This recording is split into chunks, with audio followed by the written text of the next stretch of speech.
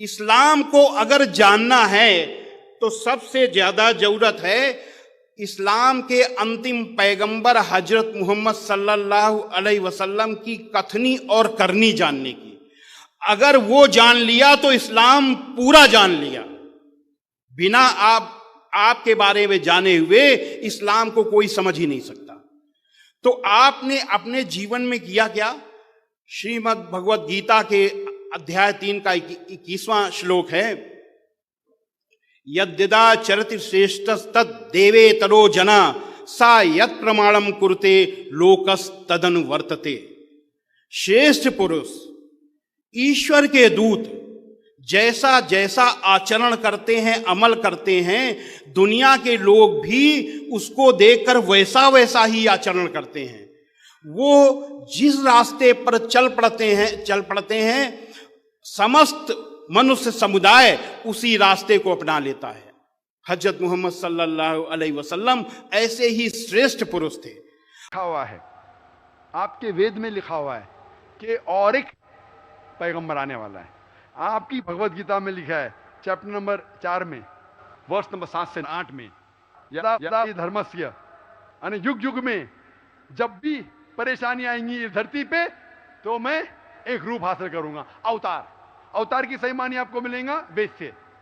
उसमें पता चलता है जिसे हम कहते हैं पैगंबर, आखिरी पैगंबर, आखिरी अवतार कौन है? कल के अवतार। अगर आप भगवत गीता में मानते, अगर आप वेद में मानते, आपको आखिरी अवतार कल के अवतार में मानना ही पड़ेगा।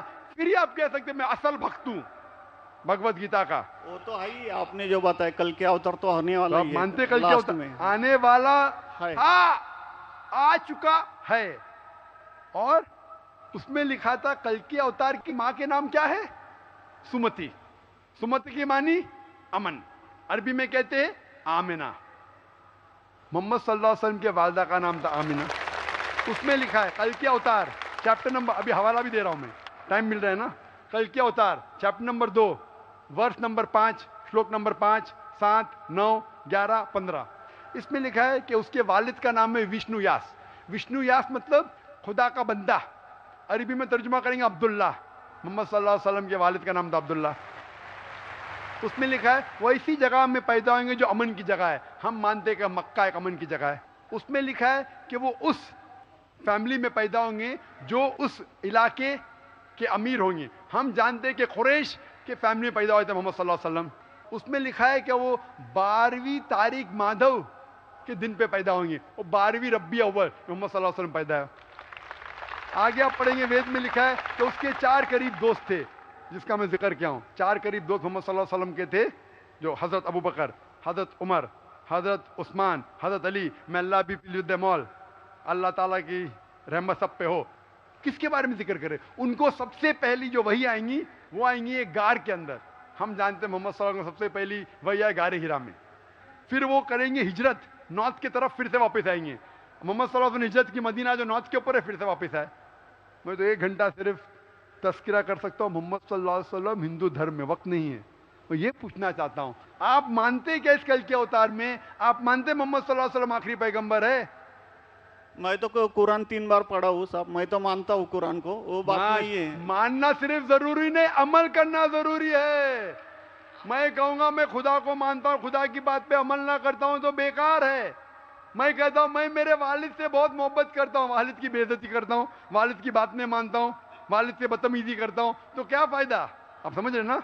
समझ रहा हूँ मैं, लेकिन आपने कुछ पहले ही अभी 10-15 मिनट पहले ही आपने कहा था कि जो भी है कुरान है, वेद है और बाइबल है, कि जो जो उसमें लिखा हुआ है खुदा ने उसके ऊपर अमल करना चाहिए। तो मैं अपने इससे अमल करता ही हूँ। जो कुछ मानता तो हुई है खुदा एक ही है करके, वो तो मानता ही है। बिल्कुल मैं नहीं बोल रहा कि आपके लिए कोई खुदा अलग है, मेरे लिए कोई अलग है, या ईसाई के लिए कुछ अलग है। आप सनातन धर्म के हैं, मैं जानता हूँ सनातन धर्म में एक खुदा को मानते हैं। वो मानते खुदा की प्रतिमा नहीं, अक्स नहीं है, बराबर ये मानते। लेकिन मैं ये जानना चाहता हूँ आप कल के अवतार में आप मेरे सवाल को घुमाओ मत। मैं जानता हूँ नहीं है, मैं ये जानता हूँ सनातन धर्म के बारे में जानता हूँ। पहले स्टेज में आप पास कर चुके, एक खुदा में मानते, बिल्कुल सही। मैं ये बात जानना चाहता हूँ कि उस खुदा के अवतार पैगंबर, आखिरी पैगंबर में आप मानते हैं क्या नहीं मोहम्मद सल्लल्लाहु अलैहि वसल्लम? ये मेरा सवाल है। यानी मोहम्मद पैगंबर को। आप मानते कि वो आखिरी पैगंबर थे क्या नहीं मानते? वो तो मानता हूँ मैं, मुझे मालूम है ना बिल्कुल सही। मोहम्मद पैगंबर आखिरी हाँ। थे मोहम्मदियन में। हाँ, वो तो मानता ही हूँ मैं। मोहम्मदन में ने आपके लिए, सबके लिए ही है ना। बिल्कुल सही। तो कोई आप मान- धर्म, कोई एक मजहब का थोड़ी रहता है, गुरु तो सबके लिए रहता है। वो एक मजहब का थोड़ी गुरु रहता है कि वो एक मजहब के लिए, वो सब मजहब के लिए गुरु रहता है, तो मानता ही मैं उसको। बिल्कुल सही। लेकिन ये कहना कि सब मजहब यकसा है हूबहू, ये सही नहीं। यकसानियत है, इसीलिए मैंने कहा यकसानियत पे अमल करो। आप बोलेंगे मैं सब हिंदू चीज पे अमल करूंगा, कई हिंदू जाते बुत परस्ती करने के लिए, आपने करते, अच्छी बात है अल्हम्दुलिल्लाह, इसीलिए मैं आपको कॉन्ग्रेचुलेट करता हूं।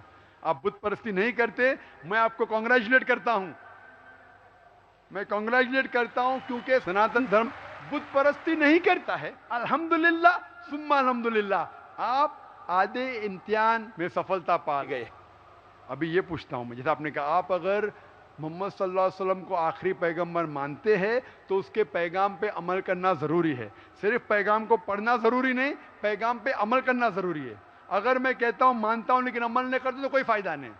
तो ये होता है कि अपने मन से खुदा की बात, तो आखिरी पैगाम है कुरान शरीफ और आखिरी पैगंबर मोहम्मद सल्लल्लाहु अलैहि वसल्लम में मानना ज़रूरी है, फिर ही आप सही तरीके से मज़हब को पहचान सकेंगे। Hope the answer the question. नहीं, बस थैंक